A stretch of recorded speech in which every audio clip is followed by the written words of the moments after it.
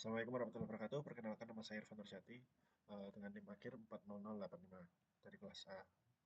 Hari ini saya akan memaparkan tentang Coastal and Marine Multi Hazard Analysis tugas dari Prof. Denny.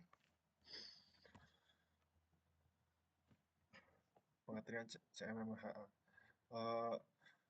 Coastal Marine and Multi Hazard Analysis adalah pendekatan integratif untuk menganalisis berbagai jenis bahaya di wilayah pesisir dan laut secara bersamaan, termasuk bahaya geofisika, meteorologi, oceanografi, antropogenik, dan tujuannya adalah untuk mendukung pengurangan risiko bencana dan pembangunan pesisir berkelanjutan.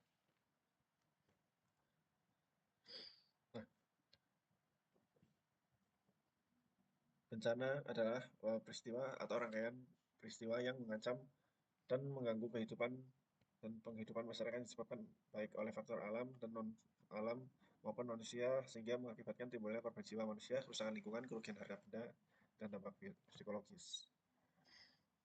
Nah, bahaya yang terjadi di pesisir ada beberapa yang saya bakal bahas. Yang pertama adalah abrasi dan erosi pantai. Yang mana abrasi dan erosi pantai bisa diakibatkan oleh adanya kenaikan muka air laut dan tingginya gelombang gitu. Hal ini bisa diatasi dengan cara menggunakan seawall atau breakwater dan eh, atau eh, reklamasi pantai seperti itu. Yang kedua adalah banjirop. Nah, banjirop ini sangat kompleks, teman-teman. Banjirop sendiri bisa diakibatkan oleh banyak hal. Salah satunya kenaikan muka air laut. Terus ada juga land subsidence yang mana terjadi dikarenakan banyaknya penduduk atau banyaknya pemukiman yang mana bangunan semakin banyak dan penggunaan air tanah semakin tinggi, yang mana menyebabkan turunnya permukaan tanah. Nah, turunnya permukaan tanah mengakibatkan dia makin sejajar dengan permukaan air, yang mana ketika terjadi pasang, maka terjadi banjirop. Semakin turun tanahnya, maka banjirop semakin parah. Yang ketiga ada tsunami. Tsunami bisa diakibatkan oleh gempa bumi tektonik, juga bisa disebabkan oleh meletusnya gunung, lalu jatuhnya meteor. Tsunami ini wilayah pesisir sangat rentan terkena tsunami apabila terjadi gempa dan semacamnya. Maka dari itu, Coastal and Marine Multi Hazard mempunyai strategi mitigasi, yaitu yang pertama adalah strategi mitigasi adalah pemetaan risiko berbasis GIS.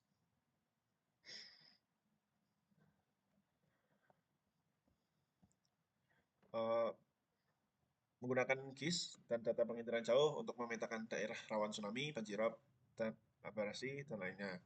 Contohnya adalah peta risiko tsunami di daerah selatan Jawa menggunakan model probabilistik. Nah, tujuannya adalah menyediakan informasi berbasis lokasi untuk perencanaan mitigasi bencana. Begitu. Yang kedua adalah tata ruang wilayah pesisir berbasis risiko. Tata ruang ini yaitu menyesuaikan bangunan-bangunan atau penyesuaian tata ruang wilayah RT/RW dengan mempertimbangkan zona rawan bahaya yang mana zona rawan bahaya bisa dihasilkan dari GIS. Selanjutnya dari tata ruang wilayah pesisir yang adaptif, zona buffer atau penyangga disediakan untuk mengurangi risiko terhadap pemukiman dan infrastruktur. Contohnya adalah tidak membangun pemukiman di zona abrasi aktif. Begitu. Yang ketiga adalah infrastruktur pelindung, yaitu ada seawall dan mangrove. Seawall dan mangrove ini sangat membantu ketika terjadinya banjirop atau terjadinya tsunami, begitu. Yang mana tidak yang minimalisir kerusakan pada pemukiman warga dan fasilitas-fasilitas umum seperti jalanan dan gedung-gedung seperti itu. Yang terakhir ada sistem peringatan dini, yang mana pengembangan sistem sensor gempa, buoy tsunami, dan radar pasang laut ini sangat berfungsi ketika terjadinya bencana yang tidak diinginkan. Maka adanya sistem peringatan dini. Hal ini bisa dikolaborasikan dengan BMKG, BNPB, dan pemerintah daerah.